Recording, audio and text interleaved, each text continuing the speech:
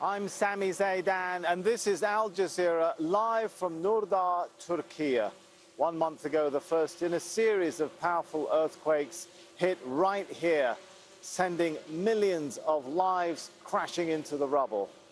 Well, 1 month on, we're marking the terrible earthquakes of February the 6th in our special coverage today. Let's bring you up to speed now with the numbers. 1 month on, things looking clearer in terms of the damage and the cost in lives. More than 50,000 people across Turkey and Syria have been killed. Millions have been displaced. And now the focus is shifting towards resettling people left homeless and reconstructing and rebuilding communities. A report by the World Bank estimates the damage done by the earthquakes in terms of direct physical damage to stand at $34 billion. That's equivalent to 4% of Turkey's GDP. As a result of the February 6th quake and the aftershocks, 1.5 million people have been forced to abandon their homes. Well, among those communities which have been destroyed, forced to abandon their homes, is a district called Defne. I visited with people who have now been shifted to a camp to catch up on their suffering and how entertainers are among those trying to bring relief to people in need.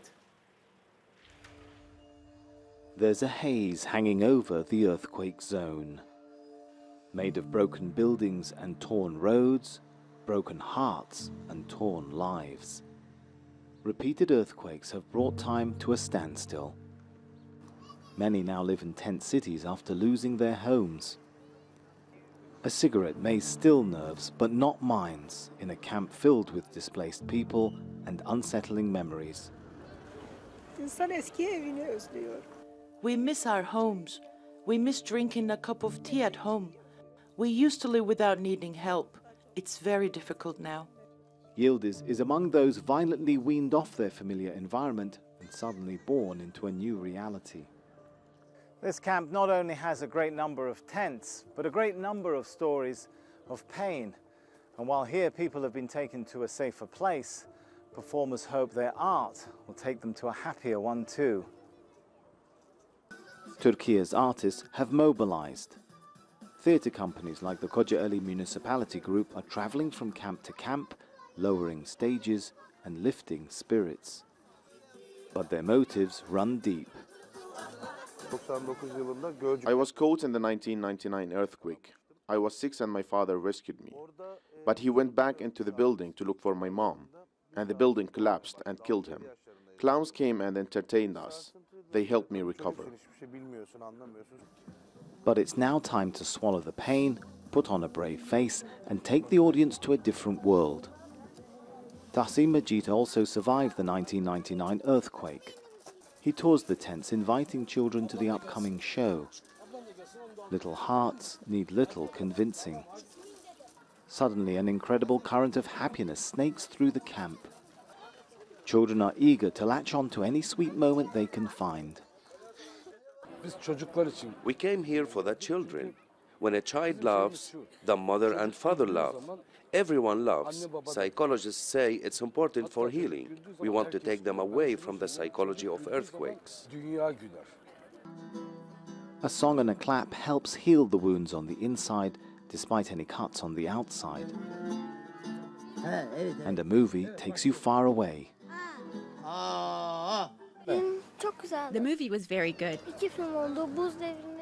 I saw 2 movies. We saw Ice Age 5, and the other one was when the hero makes friends with the tiger. Hosnia too appreciates the relief comedy provides her 3 kids.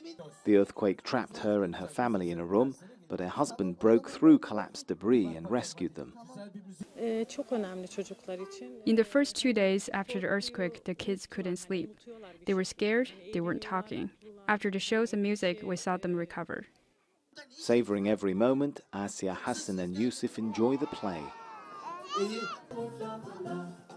A little dance, a little fall, and for a moment the world seems right. So did you like the play? much did you like it?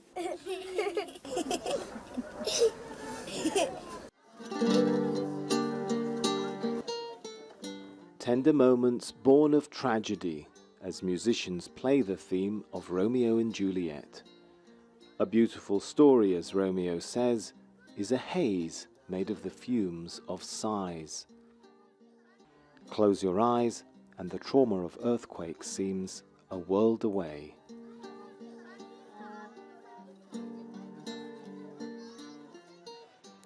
Oh, the call to prayer ringing out here, adding to the calls to rally people, as you saw there in that report. Entertainers are one segment of people answering the call for help.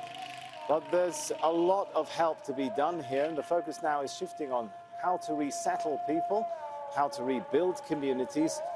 One city in particular where Teresa Bow can join us from now live really exemplifies just how complicated and how big a task that is. And Turkiye, a place with a very rich cultural heritage, and Teresa, a very diverse community. It's no small task when we talk about reconstruction in a place like where you are, right? Well, that's correct, Sami. And if this city, Antakya, is a place, it's an ancient site, a historical site, a place where the Greek, Roman, Byzantine, and of course Ottoman empires have left their mark. This city has been flattened. When you come inside here, you see the damage.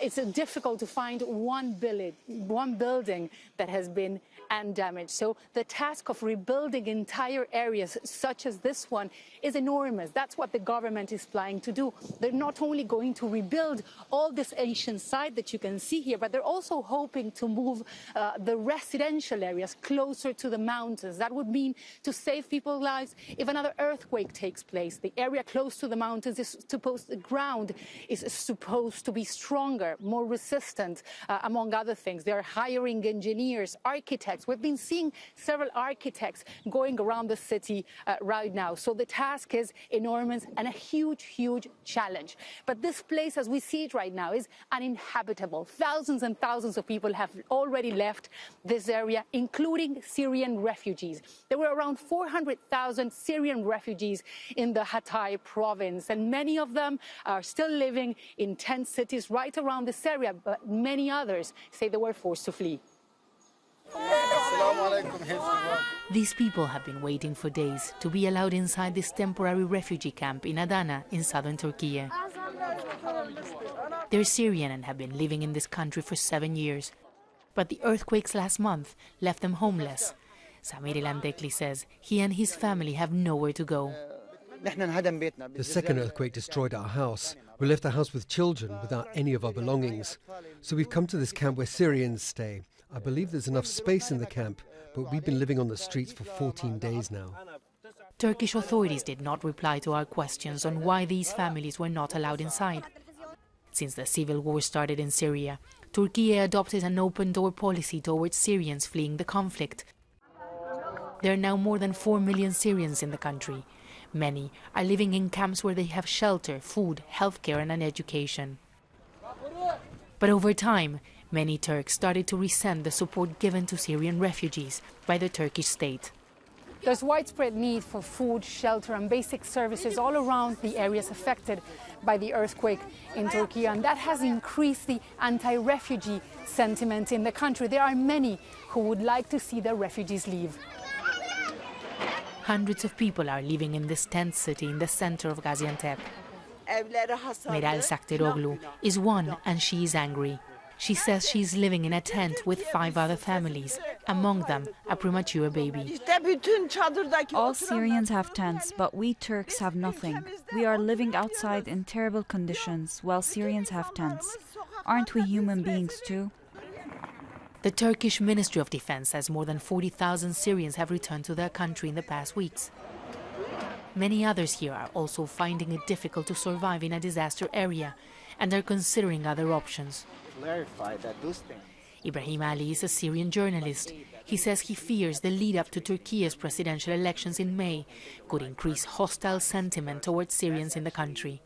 Some especially from the right side of parties, considering us actually more loyal to other parties, which is make it like very difficult for us Syrians. And if you are trying like to do like a little survey around between civilians, they know nothing about policy or like politics. Like here, they're just like trying to leave. Millions of Syrians have come to Turkey to escape the war in their nation. Now they've lost everything they had once again and have to survive in a country that is not their own. Everyone has been affected by the earthquake in the southern eastern part of the country. There are stories of loss, of pain, and of survival. What the priority right now for the government is clearing the rubble, begin a rebuilding process, but also demolishing many of the buildings that have not collapsed, but that have been permanently damaged. On Sunday, we were able to go to a city that's not far away from where we are, where a building collapsed in the middle of the city. Again, search and rescue operations. Again, people afraid because of the aftershocks and earthquakes that have happened since February 6th. So, of course, there's lots of challenges ahead. People here want to know they'll be able to own a home once again. And, of course, they're waiting that the government will be able to deliver soon. Thanks so much, Teresa Bow there. Well, as Teresa was explaining, of course, earthquakes can be very divisive events, but they can also bring people together. I took a walk with Murat Fırat. He's a famous Turkish actor, UN Goodwill Ambassador, and we had a stroll through a tent city and camp where his aid organization is coming together with others to try and help people in need. Murat, why was it important for you to be here today? I know you have an aid organization, but to come all the way to the heart of the earthquake zone, why was it important for you? Yeah, it's important because huge disasters for like 10 different cities, so more than 10 million people just get injured. I mean, from here. So it's also it's a huge region. It's almost 10%, 12% of Turkey, and the most important thing for me, of course, my family. I think you lost some family members as well. Right, yeah. I lost my aunt and her husband and one of my cousins as well. Condolences for that. Yeah, so this is a very personal story for you. Yeah, right. It's a personal story, but as well as a huge story for the Turkey and for the region, I can say. You started this organization 7 years ago. At that time, there wasn't an earthquake, there weren't the great fires. Right. What kind of needs were you trying to verify? It was more education. You've got some fans here. Shall we say hello? So clearly you're a popular man, Murat, here. Birlikte mi? Picture. Gel. All right, let's get Gel. It's picture time. Gel. Allah bak oraya bak. Göbek. Sadık. Allah maşallah. Gel dedeyle şöyle çek bizi Sadık gel. Your organization, it's been around for 7 years. At that time, there wasn't an earthquake, there weren't the big fires going on. What kind of needs did you feel obliged to try and cater for? It was more education needs. I mean, we were just asking to work with teachers and the students. So we worked with the municipality. I mean, education municipality support us at the beginning. I know that you were with the UN today. You're a UN Goodwill Ambassador. But tell us a little bit about what specifically you're working with them on here. We saw you today out filming with them. What kind of needs are you taking care of with the UN? I'm working with the UNDP and UNDP's Goodwill Ambassador as well. So we're working for telling people more about sustainable development goals. But besides its equality, we're working more. Like also global warming, we're telling people more. But in this camp, in this place in Hatay, we try to build a sustainable container systems. What does sustainable mean? Sustainable phoseptic systems even. I mean, so the system can be a bio system. So it's not bad it's for the environmentally friendly. Exactly. And you've provided it in this camp here as well. I understand your organization has contributed to the infrastructure for drainage and hygiene, right? Right. We're working for the infrastructure with this camp as well. And we've got the Ministry of Education, I think, in a tent behind you there. So right. They also here, like government side, municipality side, NGOs. You're all working together. Exactly, government side and also the municipality side from Istanbul, from Hatay. So we all together working for the kids. Our system is play and learn. It's like more play and learn. Yes, that's beautiful. Together. Thank you so much, Mark. Thank you. Pleasure talking to you. Yeah. Well, that camp is just one of many across the country, and officials put out some figures. They said they've put up 370,000 tents, more than 11,000 containers across the country to try and take in the numbers of people who've lost their homes. Of course, there was criticism about the government's efforts, that they were slow to respond and start with the aid and relief operation and rescue operations, and criticism about enforcement of earthquake codes. Well, perhaps nowhere was that more prominent than in Kahramanmaraş. That, of course, is the epicenter of the second earthquake that struck 1 month ago. We can go live now to Hashim Ahlabarra. Hashim, take us through the conditions people are dealing with there.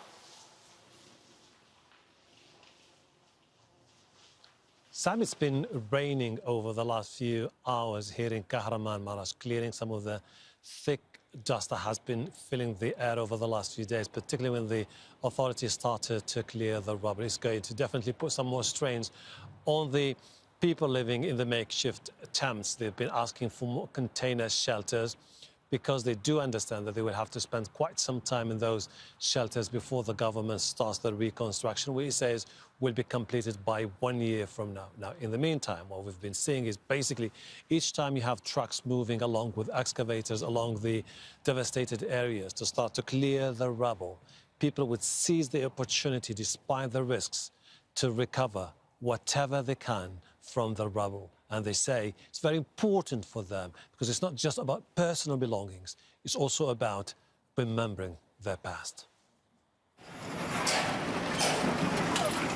This is the moment Ruqayya has been waiting for. Excavators clear the rubble. She only has a few hours to salvage whatever she can. She has spent most of her life here, and now she has to confront a harsh reality. I'm here with my family to collect anything that would help me connect with the past so that the memories of the place and the people I met lives on. This was once my house. The authorities keep safe deposit boxes recovered from the rubble in police stations. Owners have to provide detailed lists of their belongings which should match police findings. People are desperate to retrieve whatever they can from the debris: identity cards, furniture, jewelry and money. And sometimes all they want is only the medicine they left behind as they rush to survive the devastation.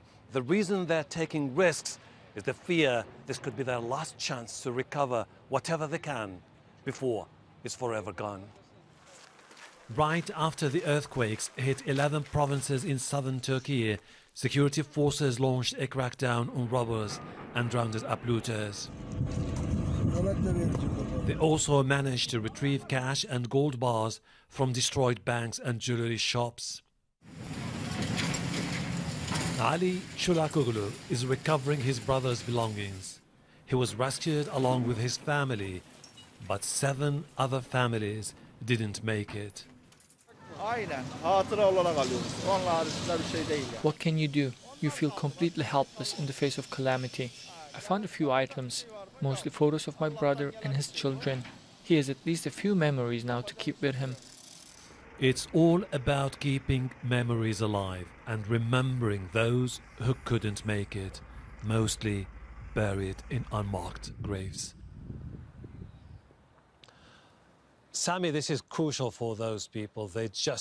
You go through those places and you see buildings that have been flattened by the earthquakes. But for people, there are still clues they're looking for. They're waiting to get anything they can recover from the rubble, because they do understand that they will be able to piece it together, reconnect with their past memories, remember those who couldn't make it, and move on. They know this is going to be the most delicate moment in their lives, but they're hoping to be able to move on. They're waiting for the government to deliver on the promises it made, particularly when it comes to building this time houses that are going to be stronger, safer and better, to ensure that if any earthquake hits in the future, it will not lead to the same death toll it did about a month ago.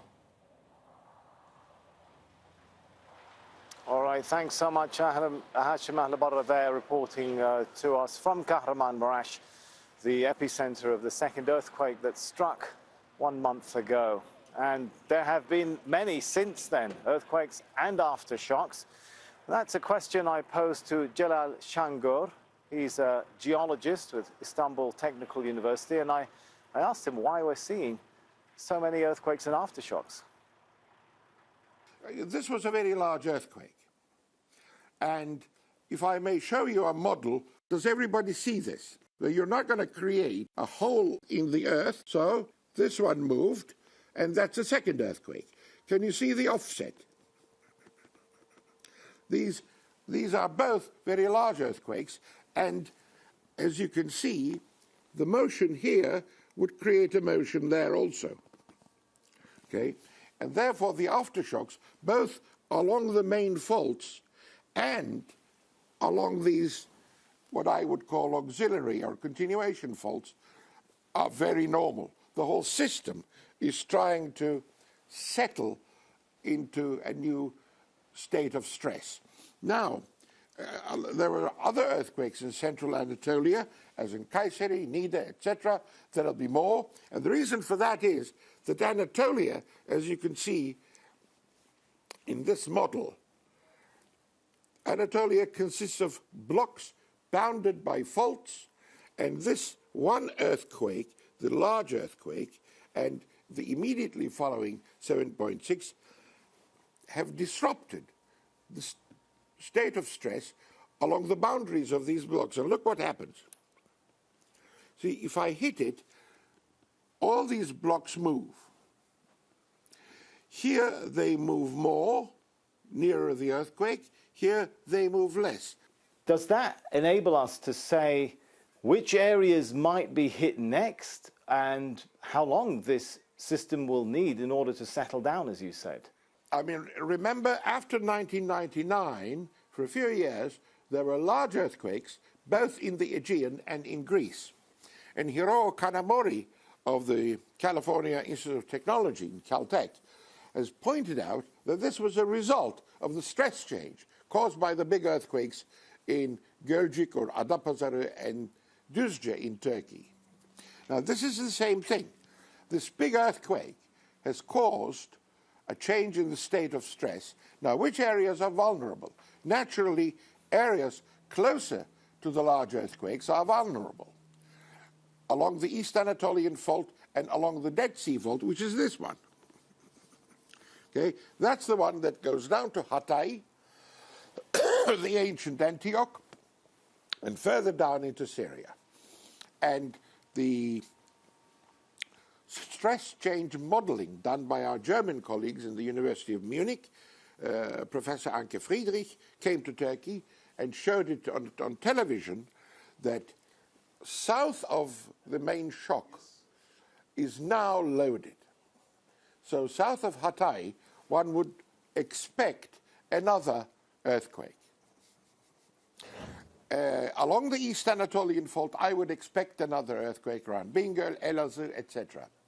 Adana will be affected because the 7.6 fault, that is the fault that causes 7.6, goes west into Adana area, turns south, and becomes a part of the Adana-Kilikya basin system. Therefore, there will be an earthquake there.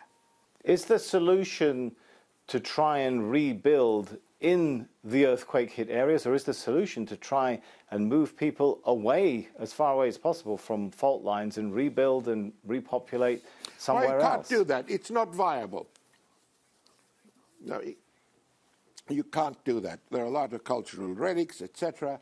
You can build on any kind of ground, provided you build properly.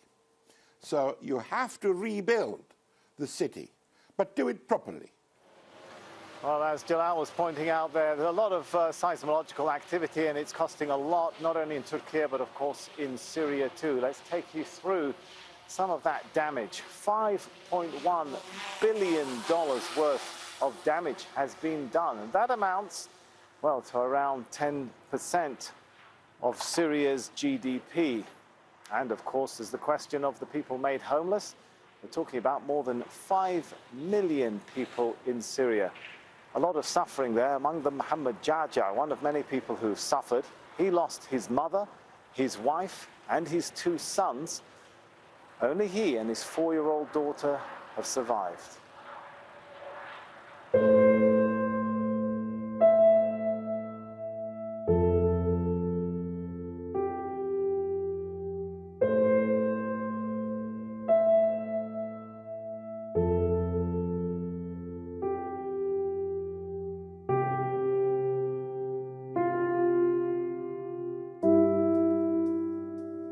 فقت الساعة 4 الصبح.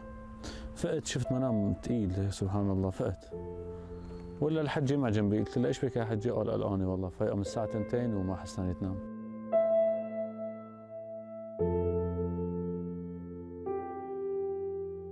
مطر سلخ والدنيا اسود شيء يا لطيف، شيء غريب الوصف، طب قلبي والله. ما جت الا هزت اول هزة، انه عادي صار قبل فترة صارت هز يعني.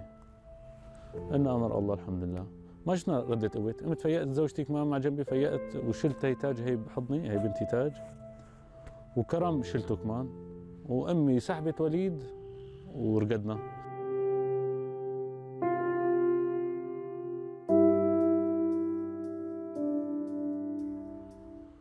وبس طلعت أنا هيك شي الدنيا ما بعرف، راحت هيك وإجيت هيك ونزلنا من الطابق الرابع. طلعت انا هيك مرتي تحتي وتاج مع جنبي، وكرم عم بيقول لي بابا، قلت له نام. ايش بدي اقول له؟ وانا عصيان من هون وهيك، عصيان بردين، ومن هون وهيك تحت السقف، يعني في سقفين انا كانوا حكمات علي، الله بعت لي شقفه حديده هيك قدام، منين اجت ما بعرف، حمتني عن السقفين، يعني ميلين بنشل او بنقطع.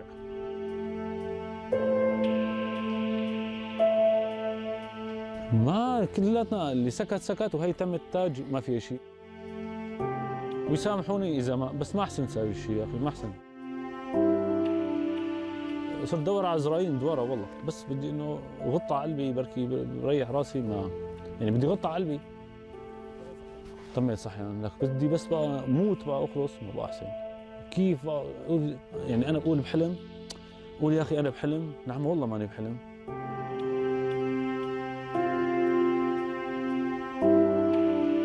يعني هذا البيت كان شقة عمري كله راح والله. هو مالك البيت يعني امي واولادي وزوجتي ما بيتعوضوا والحمد لله.